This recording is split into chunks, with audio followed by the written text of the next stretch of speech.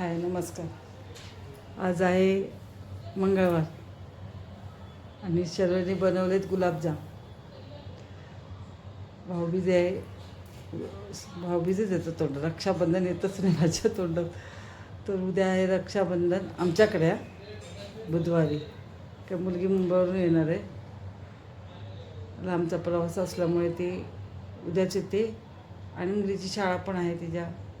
मग आपण ॲडजस्ट करून घेऊया. मग आता काय बनवायचं, गोड खीर वगैरे येतं, सगळंच येतं. गुलाबजाम पण तुम्हाला पण येत असेल, ते पॅकेटमधलंच आहे, पण थोडीशी वेगळ्या पद्धतीने शर्वरी दाखवणार आहे आपल्याला.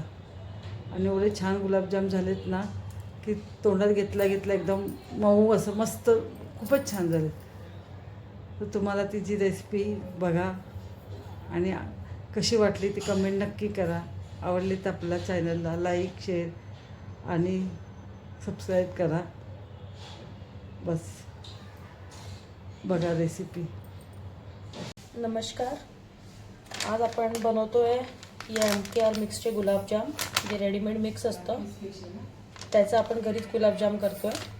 आता आपले सणवारांची सुरुवात होते राखीपासून, तर आता तुम्हाला पण एखाद्या सणाला हे फटाफट तुम्ही घरी करू शकता. याचे चांगले होतात गुलाबजाम, पण आपण फक्त हे मिक्स न वापरता याच्यामध्ये थोडा आपल्याला जसे लागतात तसं थोडं बदल करून आपण याचे बनवणार आहोत. तर चला आपण गुलाबजाम बनवूयात. तर आपण आपला गुलाबजामुनचा डो तयार करायच्या आधी तोपर्यंत आपण पाक बनवायला ठेवून देऊयात. म्हणजे पाक शिजत राहतो आणि इकडे आपला पीठ तयार होऊन जातं. तर गुलाबजामचा पाक बनवण्यासाठी आपल्याला जितकी साखर तितकंच पाणी घ्यायचं आहे. 1.5 वाटी साखर घेतली आहे, तितकंच आपण पाणी टाकूयात. थोडंच पाणी टाकून घेऊयात.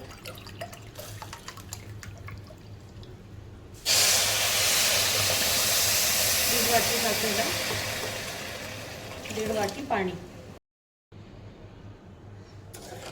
आता एकीकडे आपला हा पाक शिजतोय, याला आपण मीडियम गॅसवर शिजू द्यायचा आहे. पण गुलाबजामुनचा डो तयार करून घेऊ. या पाकात ॲड करायला मी 3 वेलच्या घेतल्यात, इलायची घेतल्यात. यांना आपण ठेचून या पाकात टाकून घेऊया. याने मी साधारणचं असं ठेचलंय, याला आपण पाकात टाकून घेऊयात. आता एकीकडे आपला पाक शिजतोय, आपण हे पॅकेट फोडून घेऊयात. हे पॅकेट आहे 250 ग्रामचं, 1 ग्राम 175 ग्रामचं. तर आपण याच्यामध्ये ना 100 ग्राम खोवा ॲड करणार आहे. खोव्याने गुलाबजाम अजून सॉफ्ट होतात, जरा चव अजून वाढते. तर हे पॅकेट जसं 175 ग्रामचं आहे, तर मी 175 ग्राम खोवा नाही घेणार आहे. मी 100 ग्राम खोवा याला साधारण किंवा याच्या अर्धा खोवा असा मी घेणार आहे. ठीक आहे. तर आता आपण याला हाताने पण मळू शकतो, हाताने पण हे छान प्रकारे मिक्स होऊ शकतं. पण आपण याला मिक्सरमध्ये आपण याला मिक्स केलं तर सगळं एकजीव चांगल्याने होऊन जाणार आणि दोन्ही खोवा आणि मिक्स आपला पॅकेटवाला मिक्स एकसोबत मिक्स चांगलं होणार. तर आता मी हे अमूलचा खोवा आणलाय, हा आहे 200 ग्रामचा, तर मी याचा अर्धा वापरणार आहे. हा बघा, हा खोवा आहे, याला मी बरोबर अर्धा जो आहे तो यात टाकत आहे. याला हाताने आपण छान तोडून टाकून फक्त एकदाच मिक्सरमध्ये असं फिरवून घेऊया.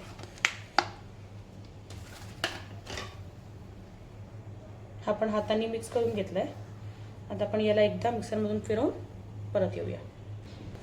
आपण बघा याला एकदा फिरवलंय आणि हे छान असं एकजीव झालंय दोन्ही गोष्टी, खोवा पण आणि पावडर पण. आपण याचं पीठ मळून घेऊ. आता आपण याला दुधात मळणार आहे.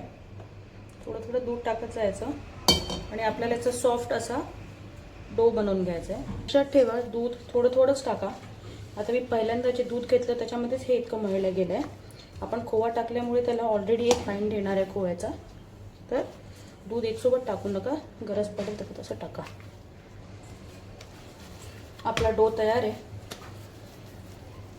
याला तुम्हाला जास्ती घट्ट पण नाही मळायचं आहे, कारण याचे बॉल्स न क्रॅक होता बनले पाहिजे. जास्ती मऊ पण नाही मळायचं आहे, सो दॅट हे तेलामध्ये सुटले नाही पाहिजे.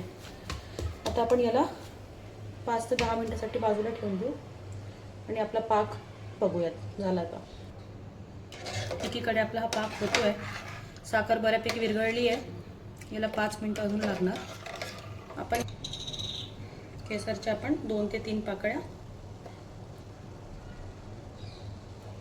टाकून घेतल्यात. याने याला रंग पण छान येतो आणि पाकाला चव पण येते केसरची जरा. किंवा तुम्हाला केसर नसेल टाकायचं तर तुम्ही जराचा फूड कलर पण ॲड करू शकता. आपण याला 5 मिनटं अजून होऊ देऊयात. आपली साखर विरघळली आहे आणि पाक पण आपला पातळ झाला आहे. आपल्याला 1 तारीच पाक करायचा आहे. जर तुम्ही बघाल तर असा एक हाताला तार लागतोय, इतकंच आपल्याला चिकट हवं आहे. आपण गॅस बंद करूयात आणि आपले गोळे करून गुलाबजाम तळूयात. आता आपण गुलाबजाम तळायला तेल घेतलंय, त्याला गरम करायला ठेवलंय. एकीकडे आपण गोळे करून घेऊया त्या पिठाचे. जरा तेलाचा हात घ्यायचा आणि लहान लहान गोळे करायचे आणि त्या गोळ्यांमध्ये क्रॅक्स नको यायला, नाही तर तो फुटतो. तर असं छान जरा प्रेशर देऊन देऊन असे इतके साईजचे आपण गोळे करून घेऊ आणि त्यांना फ्राय करूया. हे आपले काही गोळे तयार झाले आहेत, तर आपण यांना तळून घेऊया. आपलं तेल गरम झालंय. आपल्याला कमी गॅसवरच तळायचे आहेत, कमी मीडियम गॅसवर. आता आपण एक एक करून गोळे त्यात सोडूयात. आणि आपली कढई पण बिडाची असल्यामुळे लवकर काही थंड होणार नाही, म्हणून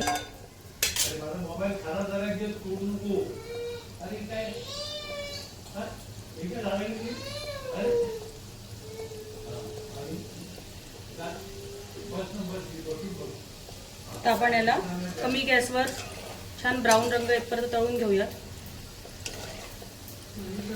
आपला हा फर्स्ट बॅच झालाय. आपल्याला हा कलर हवाय. आपण यांना आता काढून घेऊ.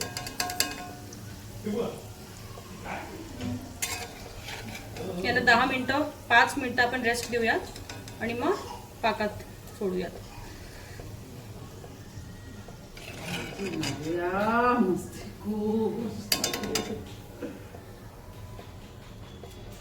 ही आपली पहिली बॅच निघाली आहे. आता आपण दुसरे असेच सगळे तळून घेऊया.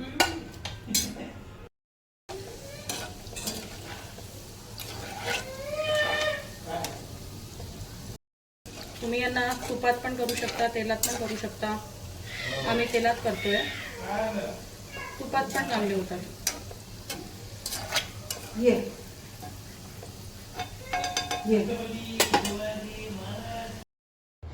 आता आपली जी दुसरी बॅच पण मी तळून काढली आहे. जी पहिली होती ती आपण पाकात टाकून घेऊ.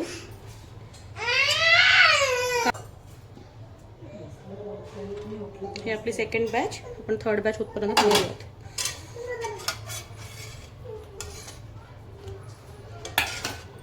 पाकाला पण एकदम गार नाही होऊ द्यायचं. गरम असलं की तो कसा सोख छान होतो याच्यात. त्याला 10 ते 15 मिनिटं पाकात ठेवून आपण काढू शकतो दुसरीकडे.